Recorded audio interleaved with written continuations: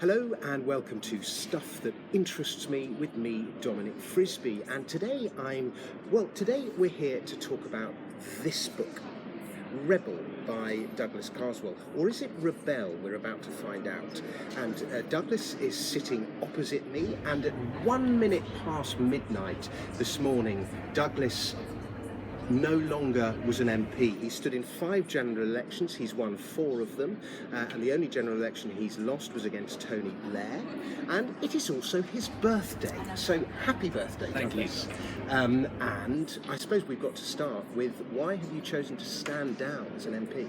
I felt a job done. I went into politics fundamentally to get us out of the European Union. I think that was the sole reason you went into politics? Not the sole reason, but the main reason. I think the EU is a racket.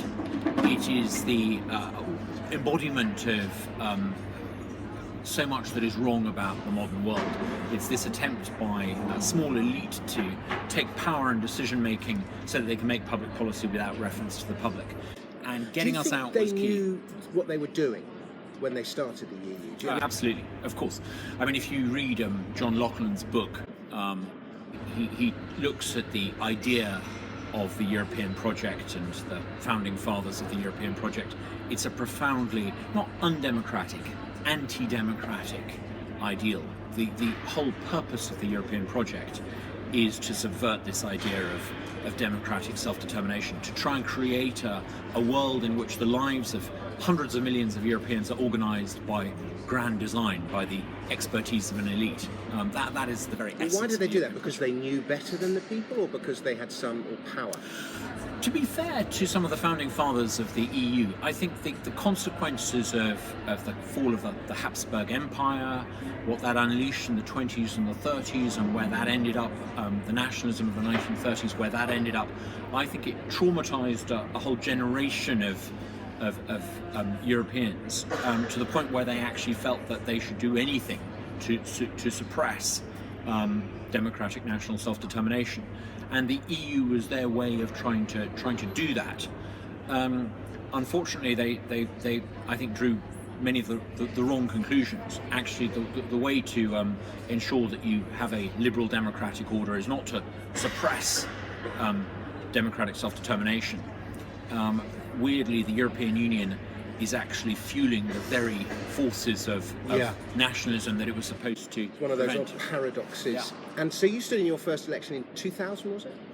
I actually first stood in 2001. 2001, sorry, big. I stood against Tony Blair, and my apologies for only managing to come second. But it was it's the only time I've ever lost a public vote. But it was a lot of fun, and I learned a lot from that campaign. I don't think I would have managed to go on to win the 4 contests I subsequently went on to win if I hadn't have learned some of the lessons of standing against Tony Blair. Which party did you stand for? I stood for the Conservatives. Okay. Yeah. And so, job done. I mean, you must have felt, well, describe how you felt the morning after that vote. Did you know we were going to win? Because I remember watching you being interviewed on the election programme, and you kind of put the boot into Nigel Farage, and you didn't look like a man who was just about to win this referendum vote. This was like about 8:30 in the evening or 9:30 in the evening. I had some of our private data, and I was pretty optimistic that we would do it, but it was going to be a close run thing. Before the referendum result, I had discussed with my wife and many of my nearest and dearest, and I decided that I wasn't ever going to stand for Parliament again. If we won the referendum, I was going to leave politics with a smile on my face. Yes. If we lost the referendum, I would go away in a bit of a huff. It's a great joy to be able to stand down from Parliament knowing that we won the referendum. But all that Theresa May's decision to hold a snap election has done is bring forward by 2 years an announcement not to run again that I was already preparing to make. I want to ask you about Theresa May in a moment, Mm-hmm. but my first question is, I'm a classical liberal. I think you're basically a classical liberal. We need more classical liberals in Parliament. I think a lot of Tories are closet classical liberals. They sympathise with their own views, but there's only 3 who are outspokenly classical liberal: you, Steve Baker, and Jacob Rees-Mogg. We need you. Why are you going? I'm not sure that the way politics and political parties are currently structured really allows much room for classical liberalism. In order to be a classical liberal in politics today, I think you've got to do things that basically put you at odds with the rest of your party. And let me explain why. All political parties suffer from, at their core, this same myth, and that is the big man, or sometimes it's a woman myth. The idea that the single leader, whether that leader is Tony Blair or Barack Obama or Theresa May or David Cameron, somehow by voting for them all will be well. And all political parties basically try to flog this myth. Vote for this one individual and all will be well. But the world doesn't work like that. The world can't be organised and shaped by a single individual from on high.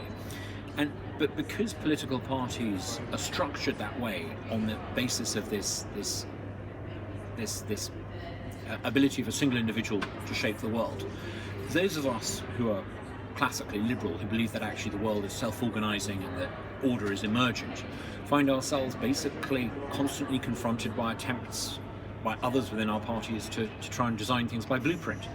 And I think if we really want classical liberalism to flower, we need to recognise that the current party system and the current way of doing politics has got to fundamentally and profoundly change. Try not to bang the table when you're talking if you can. Yeah, I mean, the problem I see it is that no party is going to win a general election promising to do less. The very nature of, vote for us, we're going to fix education, we're going to fix the NHS, we're going to make you all rich. No party's going to... With respect, I profoundly disagree with that. I think the voters who are used to the idea of self-commissioning, they watch television, Netflix, they decide what they want to watch when they want to watch it. They want to order their groceries, they decide when their groceries arrive. That they're used to, because of digital technology, of being able to shop around and get not only what they want when they want it, but that the idea that the best becomes ubiquitous. This idea of having control is very much the popular zeitgeist. And yet politics today is all about elites saying, we will do stuff for you.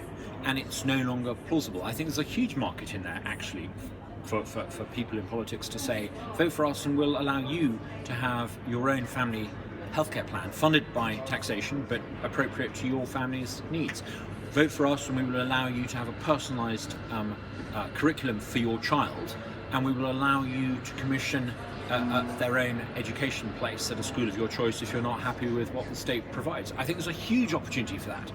But I look around politics today and I see busybodies wanting to do things to people, and this is ultimately what's driving the tide of anti-political sentiment. I was reading yesterday that Tony Blair is thinking about joining the Lib Dems in some way. Lucky them. Well, yeah. And there's also this talk about the Progressive Alliance. It's one of the problems that Tony Blair's looking at, and the problem with politics is it is essentially a two-party system, and Labour at the moment is broken, so it's almost a one-party system. It's a cartel where by default it's morphed into a monopoly. But UKIP managed it. They started another party. Admittedly, the only man they've got in Parliament, or had in Parliament, is you. But it's one of the problems just that there's no other party can join. It's not real. It pretends to be competition. No. It feels like competition because they argue, but there isn't actually real competition. My main reason for joining UKIP was I could see the referendum coming, and I wanted to make sure that we didn't lose the referendum by having the worst kind of Eurosceptics leading the charge.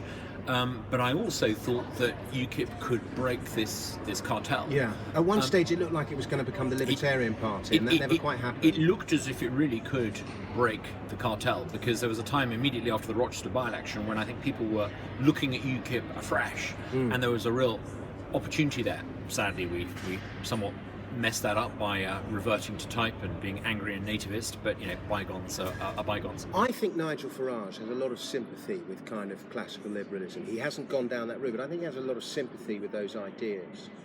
Why do you think he's gone down the route he has gone down?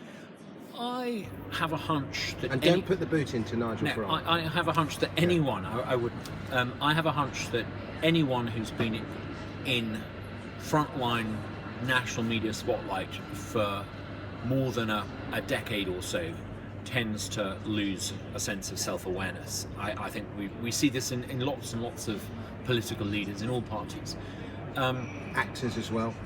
being able to see yourself the way other people see you is a very rare quality in politics. I think Nigel once had it. I'm not convinced he has it any longer. I think Margaret Thatcher once had it. She clearly lost that ability. Tony Blair once had it. He lost that ability.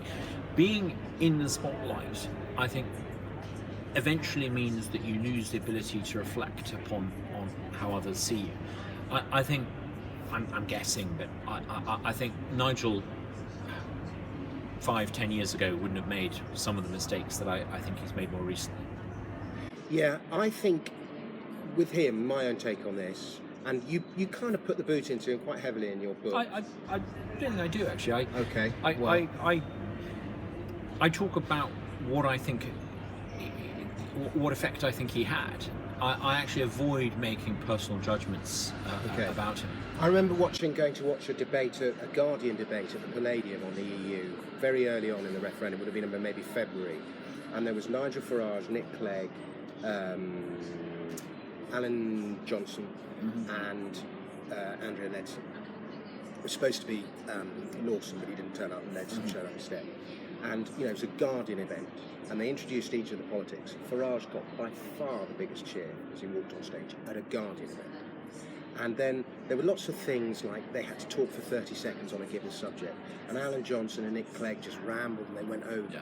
Farage, every time, he is exactly on the knuckle, 30 seconds, and he said what he had to say pithily, very good, and brilliantly, and also he was able to express, and often political ideas are difficult to express in a pithy way, and he had the ability to do that.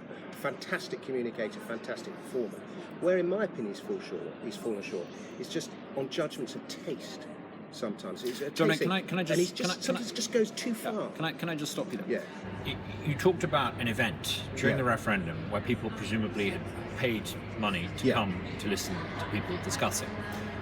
When I stood in Clacton, I used to invite people to come along to listen to me talking, and I was pleasantly surprised at what a positive response I used to get, until someone pointed out that in the neighbourhoods where I leafleted for these events, I shouldn't worry about the 2% of local residents who came along. I should worry about the 98% of people who didn't. Okay. The sort of people who are going to come along to a debate like that are going to be responsive and receptive to those pithy arguments. It's the vast majority of people in the country who don't go to those. And they needed to hear a message that we wouldn't have delivered if the referendum the EU campaign was had won been run by winning UKIP. the vote of the undecided. If UKIP had run the referendum campaign, we may have come up with some cut-through sound bites, but we would have lost massively because we wouldn't have appealed. That's distracting from what I'm saying. My point is that if he's got errors, it's because he lacks taste and goes too far. This is really key. The first thing you've got to do in politics is learn how to count. And I think that UKIP's problem, and the problem that the leaders of UKIP had, is fundamentally they didn't know how to count. If you want to win a parliamentary constituency, you have to say, what is it that you can do to get 20,000 plus people to vote for you and support you? You can get all the media attention you want, you can get all the camera attention you want, you can be at the centre of as many media storms as you like, but what do you need to do to get 20,000 people in a parliamentary constituency to vote for you? That inability to count, I think, explains why UKIP got 12% of the popular vote at the last election, but only managed to win a single parliamentary constituency. Fair enough. Right, last question, then we're going to talk about your book. But all these issues are kind of addressed in your book, particularly the Farage question. Theresa May, now, my view of her from her time as Home Secretary is that if politics isn't left and right, but it's got this square, and you've got left, authoritarian, libertarian, and right on this kind of cross, I should say. Theresa May is to the right, but she's extremely authoritarian. Is that fair enough to call her that? I don't think so. Okay. I think you're being overly analytical. You're assuming that she, like you, ponders these great questions. I think you have to understand that most politicians, of which Theresa May is a good example, ultimately do what they think is the sensible norm. And if you're encased in a Home Office where your experts and officials are advising you to do things, you tend to do them. So I think she reflected many of the assumptions, presumptions one might say, of the upper echelons of the Home Office. Now, you're quite right. some of that was fairly illiberal. You know, all the Snoopers Charter and all that.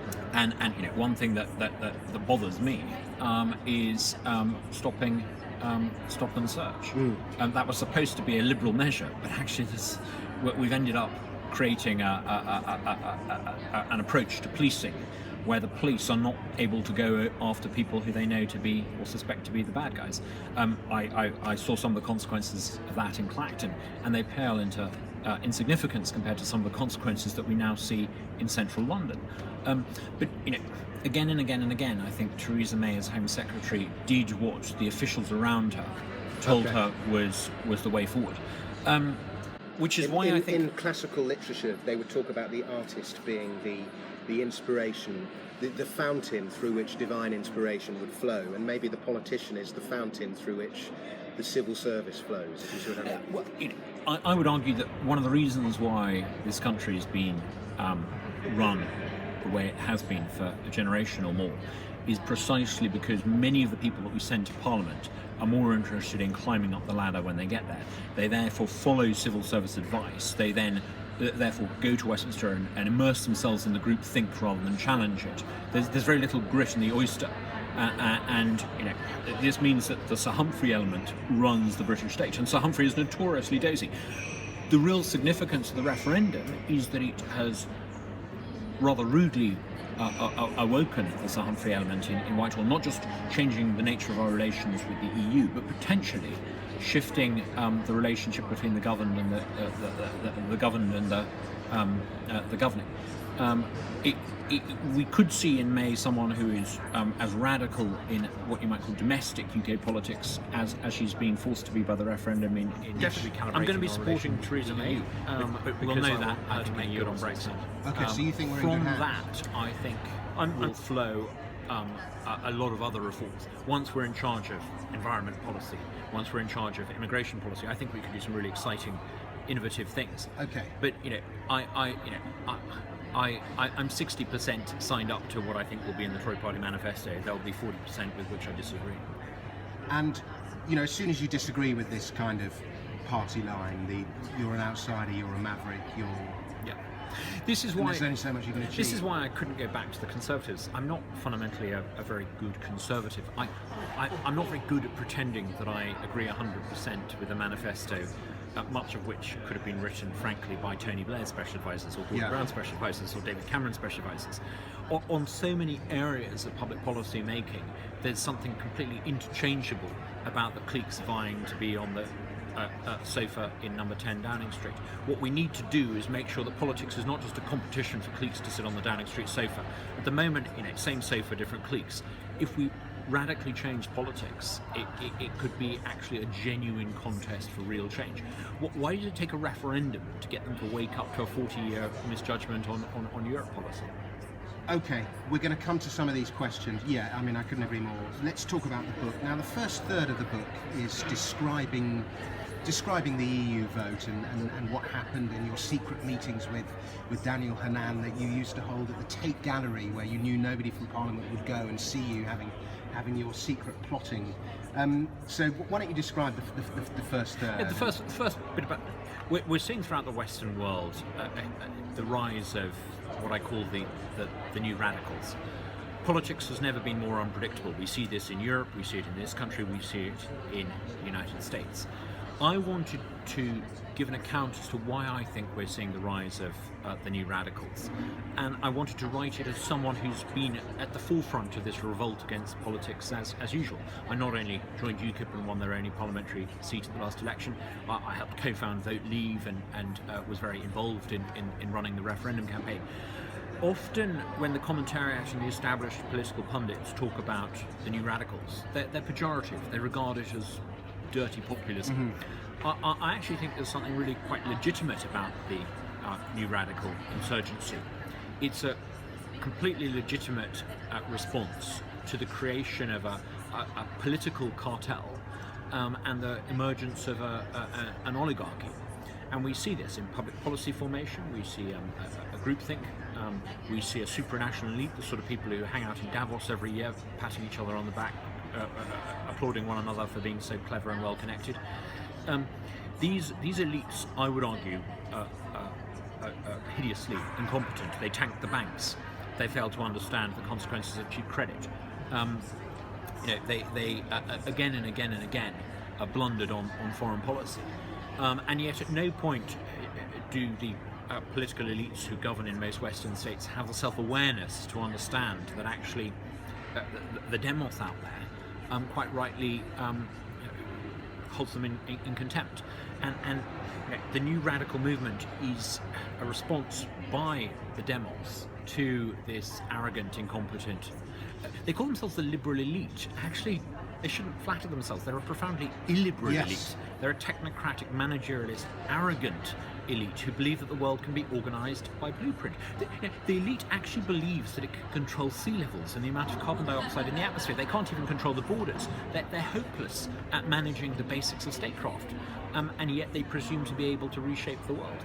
The demos is angry about this, and I wanted to explain in the book that actually if we want to respond to the rise of new radicalism, of populism, we should start by asking what it is about the political and economic oligarchy that we need to change. Now, one of the things that Peter Thiel, founder of PayPal, big Silicon Valley entrepreneur, very successful man, said in an essay was that he decided early in his life that political change could not be achieved through politics. The only way to achieve it is through technology. Have you read that essay? Do you know? I mean, I imagine that's something you agree with. I'm familiar with the argument, and there's a lot I agree with. Before I wrote Rebel, I wrote a book called The End of Politics and the Birth of I-Democracy. And I really do think that the shift in public attitudes towards political elites is ultimately a technology-driven phenomenon. As a Eurosceptic, for years, I remember the pundits and the political establishment describing Eurosceptics as reactionary, as backward-looking. I actually think that Euroscepticism and the rise of this political insurgency, it's not a repudiation of modernity. Modernity makes it possible. Modernity has democratized comments, technology, the ability to shop around and get what you want when you want it, means that the zeitgeist is no longer prepared to put up with a Hobson's choice elections every 5 years. Now, there's a famous Milton Friedman quote which you have on your wall, or had on your wall in your office before you left it at 1 minute past midnight this morning. And do you think technology forces what was in that quote to happen? You're now going to tell us what that quote says. Well, Friedman's quote, which I had on a poster in my office, which is that the aim of politics should be to make sure that even the wrong people have to do the right thing. And I look at many of the ministers in Theresa May's cabinet who are singing the praises of Brexit, and I think, yep, the wrong people are even they are now having to do the right thing. A lot of people go into politics in order to try to be something, to hold office. I tried to go into politics to make sure that I wrote the script so that whoever the actor was had to deliver the lines that I think needed to be delivered. And technology is shifting things quite profoundly. When I first got elected in 2005, on debates about how much taxation we should spend in this country to fund public services, all the pundits said, the public wants to spend more through taxation on better public services, and anyone who challenged that was regarded as a right-winger. I noticed the commentariat and the pundits and the politicians have shifted their views on that fairly dramatically. All the pundits, when I got in, howled down anyone who mentioned the word immigration as being beyond the pale. I now note that actually the political parties are competing with one another to try to sound credible, to control the mass movement of people. On issue after issue, the political elites have had to shift their thinking. This wouldn't have happened if it wasn't for the internet. The internet, just as we're broadcasting this now, the internet allows people to promote ideas and opinions, and it means that it's not just the editors of the Today programme who decide what goes politically. It's also created mob rule. I don't think so. The demos isn't a mob. Or rather, the demos isn't... Doesn't demos mean mob? No, the demos means... people, I think one of the translations of the word demos is actually mob. Anyway, it doesn't matter. Perhaps if you're an Oxbridge classicist, you might look at it that way, but I think the rest of us regard actually most people as like us. the elites certainly regard the demos as unreasonable, but perhaps it's what the elite regard as reason that is itself in question. In my book, I look at how the liberal elite believes that it and it alone is true to the lessons of the 17th century Enlightenment, that it alone follows rationalism and reason and empiricism. Actually, I think the demos ends up again and again having better judgment than the elites. The elites aren't empirical at all. They're what the philosopher David Deutsch called inductivist. They believe that they're being scientific in their approach to public policy making, but what they're really doing is shopping around and being selectively gathering facts to sustain their prejudices. And I give some examples as how this government and the previous government wasted billions of pounds with public policy projects that were based on a complete nonsense, and yet again and again ministers claimed it was evidence-based.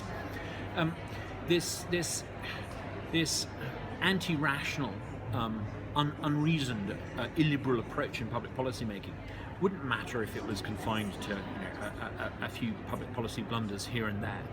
But so much of Western statecraft is now in the hands of people who think they're acting empirically, but in fact are behaving very irrationally. And the demos has woken up to this. Is technology going to save us then? I think technology could, because technology means that you can do things collectively, but without top-down elites doing everything by design. Let me give you a specific example. We're all familiar with the idea that a small elite of people need to run the currency. Central bankers, they've been in charge since 1971, if not before. I would argue that central bankers have got things hideously wrong. They presided over a series of booms and busts. They've created far too much cheap credit, which has had all sorts of hideous consequences. It's undermined Western competitiveness. I would argue that it's precisely because central banks are able to manage currency in the interests of a small elite that few Western states have managed to balance the books over the past 30 or 40 years. But suddenly technology comes along and it becomes possible to envisage a world in which we have currencies that aren't controlled by central bankers. And this could have some pretty profound implications. If you look at the provision of public services, we're used to the idea that a small elite has to preside over the maintenance of public service provision. Then along comes blockchain technology. It's perfectly possible to imagine a world in which, as taxpayers and as citizens who use public services, we could have an open ledger.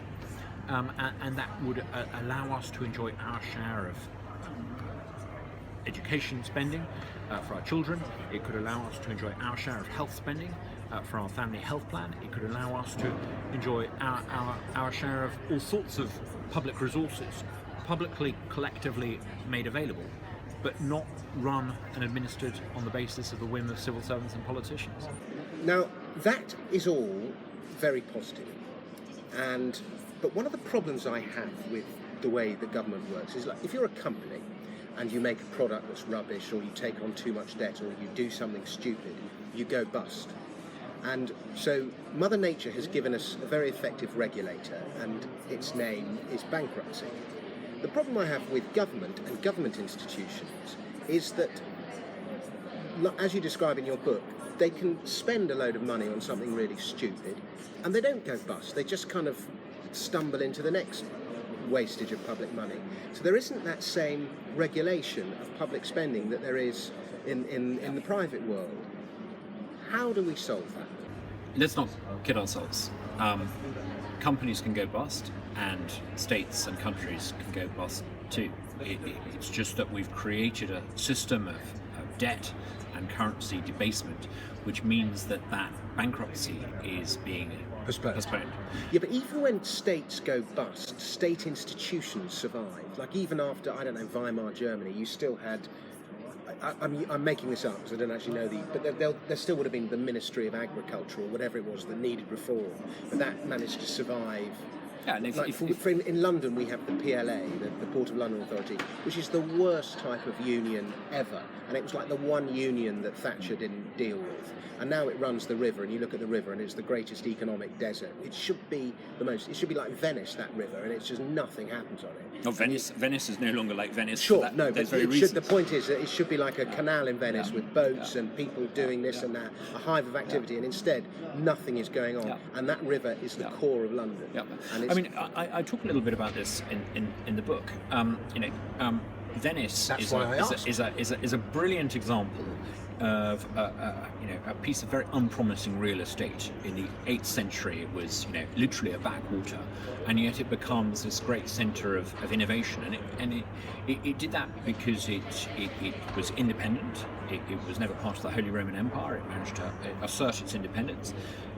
It freed itself not just from external parasites but from internal parasites by dispersing power, and it was interconnected. It began life as notionally part of the Byzantine Empire, and it gave a network through a sort of Greek-speaking Mediterranean world, and Venice took off. But if you look at Venice today, it's basically a museum. Venice gradually morphed from being a freewheeling centre of capitalism into becoming a museum because a small parasitic elite gradually took it over. An open oligarchy became a closed oligarchy, and Venice was never able to take advantage of some of the innovations that some of her rivals and competitors did. Now, By the way, I love the story of Venice in your book. There is one big factor that did for Venice that you don't mention, which is Vasco da Gama sailing around the Cape of Good Hope. Well, hang on. No. You're dealing with symptoms, not causes. Why wasn't it a Venetian who made that journey? Because Vasco da Gama was Portuguese, and Portugal was closer to the Cape of Good Hope than Venice. No, I don't think geographic proximity really explains it.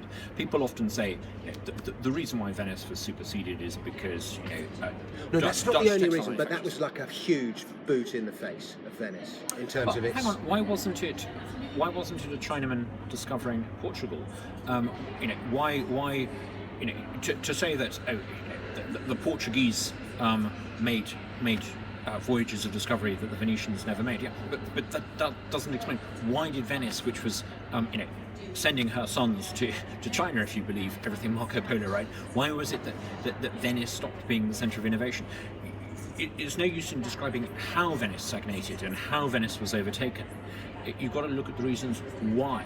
And innovation ultimately stalled in Venice, not because of anything the Portuguese did, but because of that oligarchy emerging, a closed oligarchy, after about 1300, and it slowly stifled Venice. Fair enough. Now, let's come back to before we got onto Venice, because I was only mentioning Venice because I was having a go at the PLA. Government institutions that can't go bust. How do we fix that? Well, you've got to do something about the money. Since 1971, our currencies in the West have been fiat money, 100% fiat money. This basically allows governments to live beyond their means. When the Americans had their revolution, they used the phrase "no taxation without representation," and the insistence that the taxpayers vote to approve what governments take off them acted for a couple of hundred years as a very, very powerful and effective constraint upon Western states. Western governments were constrained because they needed the permission of the taxpayer. What happened in 1971 is that governments, because the currency became a fiat currency, and because banks could create unrestrained quantities of credit, it has basically allowed governments to spend what they want without taxation. Japan is perhaps the most extreme example of this, but you see it in all countries. France, since 1973, hasn't balanced the books. Britain's only managed to balance the books, I think, in 6 of the past 42 years. The United States has created this astronomical level of public debt. If you want to stop governments living beyond their means, you have to address the fact that the bond market allows them to spend without permission. They're basically passing on the debt to the next generation. If we want to make governments properly accountable to taxpayers again, You have to end this ability to spend without taxation. Money is the zero patient, in other words. Yeah. You've been reading Life After the State. But it's all very well saying that, and I agree. But how do we achieve it? Well, like Lenin, I ask in the last section of the book, what is to be done? The key is bank reform. We mustn't think that since the financial crisis we've solved the bank problem. We've actually just postponed it and I would say actually doubled it. Yeah. What we need is next time the bank crisis reemerges, and it will, I suspect it will be in Japan or Italy, we'll see trouble in the bond markets and things will start to unravel, and that will have huge consequences. When the next round of this ongoing bank debt catastrophe unfolds, we need to restrict the ability of banks to create vast amounts of credit. Not through regulation, not through the sort of muppets that presided over the last bank crisis, stipulating what their debt ratios and reserve ratios should be. We need a way of allowing the customer to do it. We also need, I think, to make sure that people who own banks are liable for the depositors' money. It's only really since 1930 that people who own equity in banks have not had liability for depositors' money. Mervyn King, in his book The End of Alchemy, hints that actually we need some sort of solution like that. Why did Mervyn King, he had a chance to do the things we're talking about when he was at the Bank of England. And you see it time and time again. Osborne started doing it when he stood down as Chancellor. Suddenly they come out and they become commentators and they say all these things, they need to do this. Why don't they do it when they had a chance? Isn't it extraordinary that if Mervyn King, former governor of the Bank of England, and I actually think a pretty decent guy, if he thinks that, goodness, the system really is in trouble. But why didn't he do anything about it when he had the chance? Perhaps because the way we make public policy and promote people to make public policy, anyone who thinks outside the groupthink never gets the job. Now, I've been to some of these conferences organised by various branches of officialdom, and many of the people who go to those sorts of events think and act according to the groupthink. It's only once they are no longer playing the game of self-promotion that they start to say what they really think. I hope that in the time I've been in Parliament I've said what I think from the outset. Part of the problem is that if you only become governor of the Bank of England if you marinate yourself in all the cliches, then of course you're going to end up with a governor of the Bank of England who's, I believe the current governor of the Bank of England is pretty useless. And I think he's pretty useless because although he may look the part and act the part, he has absolutely no conception of the fact that we're digging ourselves further into an inescapable debt crisis. And he seems to regard it as a great success that by piling more debt into the economy we've managed to increase output. He's found a way to increase debt. That's the success. So bank reform. These are the kind of the headline chapters of bank reform's key. Bank reform is absolutely key. Cleaning up capitalism. In other words, capitalism today is not proper capitalism. Damn right. It's a form of corporatism. We need to make sure. A couple hundred years ago, the East India Company basically was run by a group of managers who ripped off their suppliers, talked to people in India about that, and ripped off their shareholders. And they enriched themselves at the expense of the shareholders. A lot of FTSE 100 companies do exactly the same.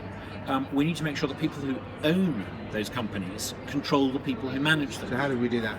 Well, I put forward a number of proposals in the book to reform corporate governance law. And I think there's quite a lot of detail in the book about things that need to be done. Okay, I don't disagree with any of those proposals. How do you make a politician actually implement them? Well, I think to be fair to Theresa May, she's feeling her way towards the idea of corporate reform. Now, she made a hideous U-turn when she suggested the idea of workers' representatives on the boards and quotas for more women. And what we need is not a diversity of gender and ethnicity on the boards. We need people with a diversity of outlook, people who can ask the awkward questions, the sort of people who, like you, Dominic, would have, had they been on the board at Enron, who would have asked the questions none of the muppets sitting around the boardroom table dared ask. I would have taken the money and run. Many of them did. And then who should you vote for to make this happen? You can't really achieve serious reform of the system through the system of political parties that we have at the moment, because as I said at the beginning of the interview, political parties are all built on this fallacy that a single individual, their leader, cult-like, can solve everything. And when I joined UKIP as an insurgent party to try to challenge the cartel, I came to realise that actually UKIP was just a mini-me version of the big parties. We had our cult-like leader who we promoted as the answer to everything. The real world just doesn't work like that. You need to do politics without parties, and you're beginning to see how this could be done. Political parties allow small cliques of people to monopolise public policy making, but political parties exist to aggregate funds. Crowd pack and technology means that it's possible for people to run for public office without having a big party machine and all the plutocrats that come with it behind them.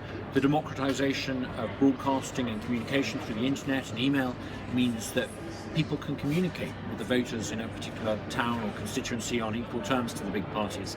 I talk about how I saw that transformation in my time as an MP. The internet, I think, will allow the rise of independence. People who can seek public office and win without being part of the Theresa May machine. So this is a new trend you're envisaging? I think so. The weird thing is, this isn't going to happen in this election, because the Brexit election means that I'm going to spoil my ballot paper. Are you? Yes. Well, don't vote to make Brexit happen.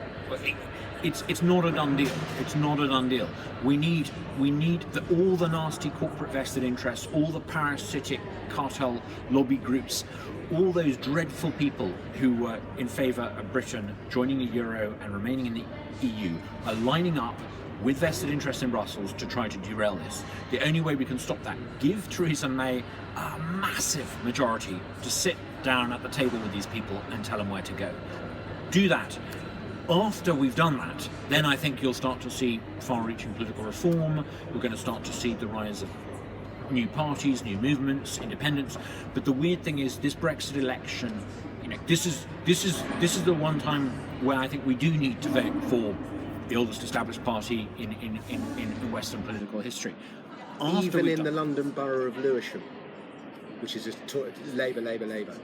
But I would, if I was you, I would vote for Theresa May, and I would do it for no other reason than to make good on the referendum. And think of all the people who want Theresa May to do badly. I don't just mean Jean-Claude Juncker, Peter Mandelson, Tony Blair, all the lobbyists. We're filming this in Westminster. Think of all the lobby groups and the lobbyists and the corporate parasites who are absolutely aghast at Brexit and determined to do anything they can to stop it because they've got all that skin in the game in Brussels. Vote against those people. Vote for May.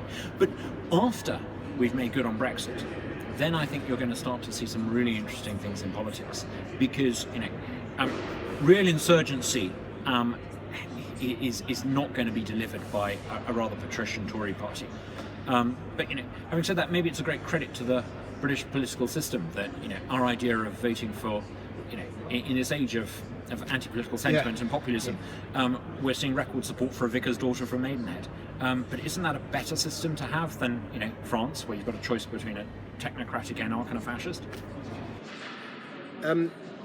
What is, if Brexit was the kind of great political revolution of our times, and we almost had a constitutional crisis after Brexit, and it's quite amazing the way it resolved itself in a couple of weeks.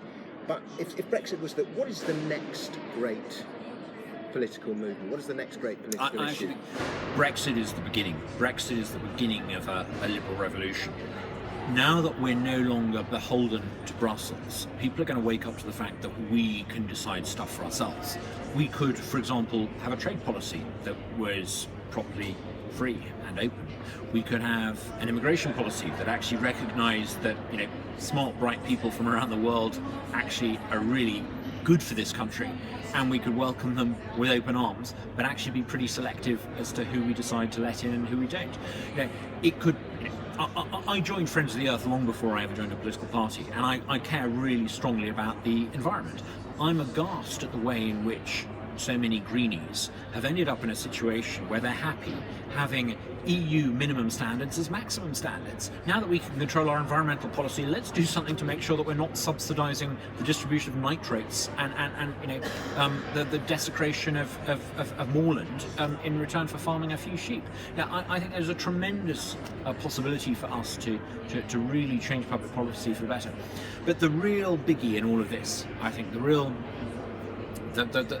game-changing moment that will come in this sort of march towards a more libertarian future is going to come, I think, not in Parliament, but in the courts.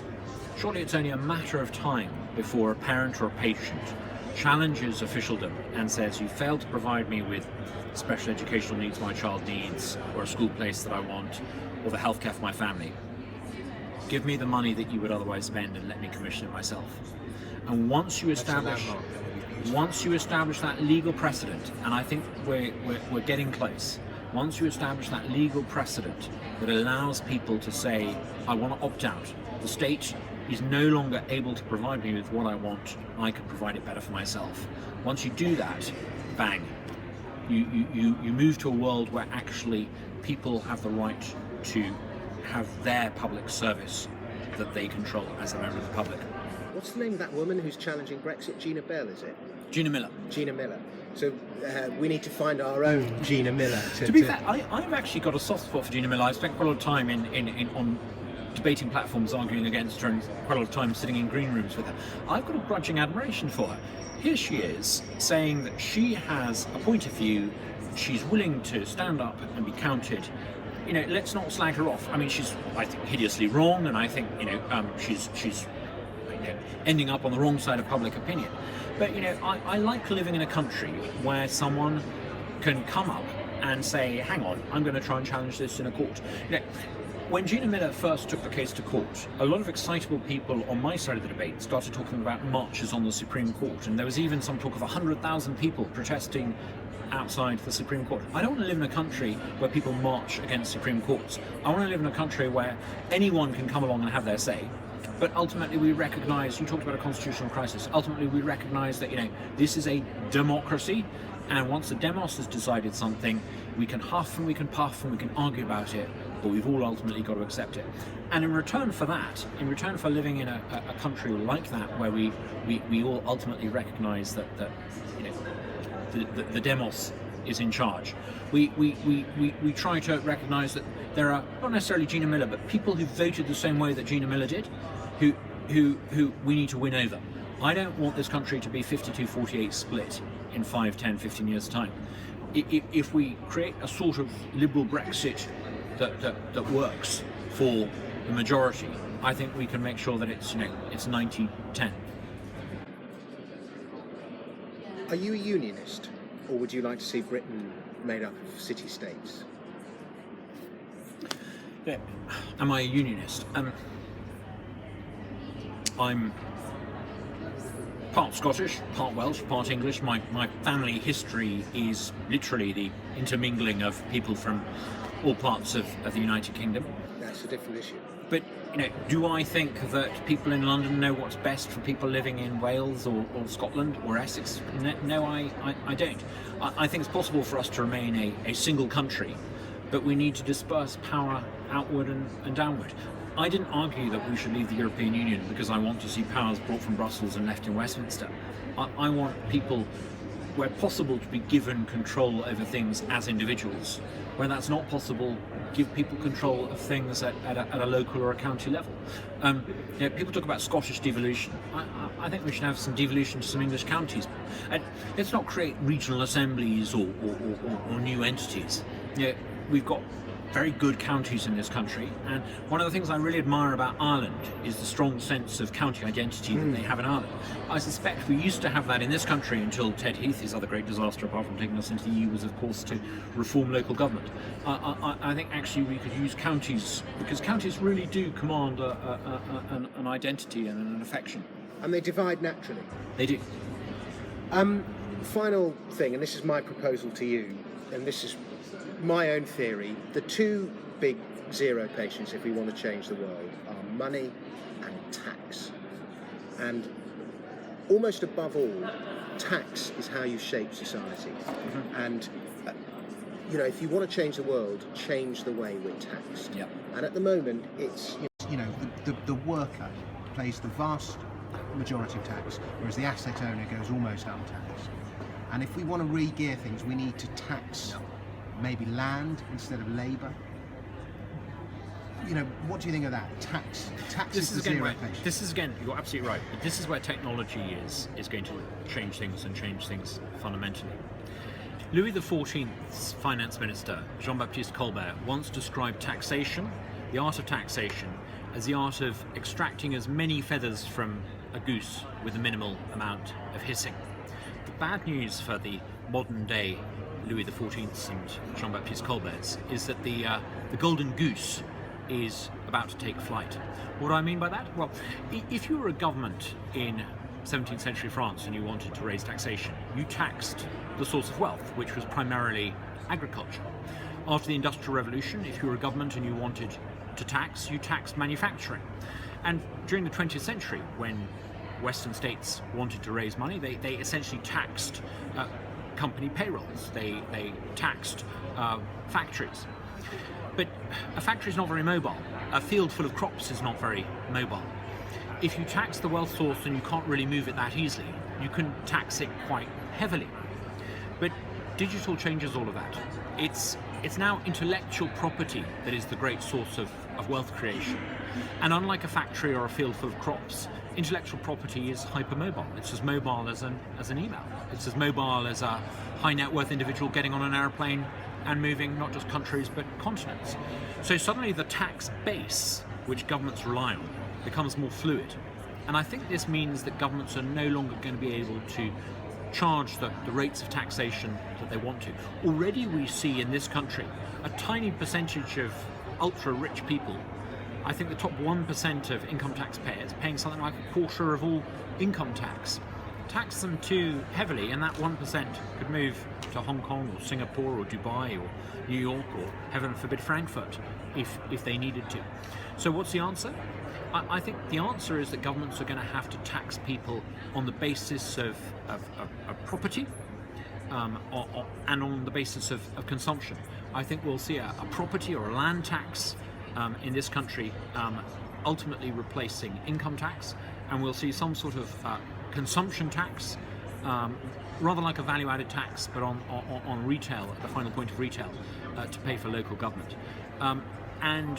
Far from so-called progressive taxation, I think we'll get a fair system of taxation where people will pay proportionately the same amount, but obviously wealthier people who consume more and people who have more property will pay a higher share. But the age of so-called progressive taxation, I think, is ultimately coming to an end. The book is called Rebel. The author is Douglas Carswell. The publisher is Head of Zeus. Douglas Carswell, thank you very much. Well, thank you, and I hope you enjoyed the book. And if you've got any thoughts or comments, please tweet me at Douglas Carswell or have a look at my blog site, talkcarswell.com, and let me have your feedback. I'd love to hear.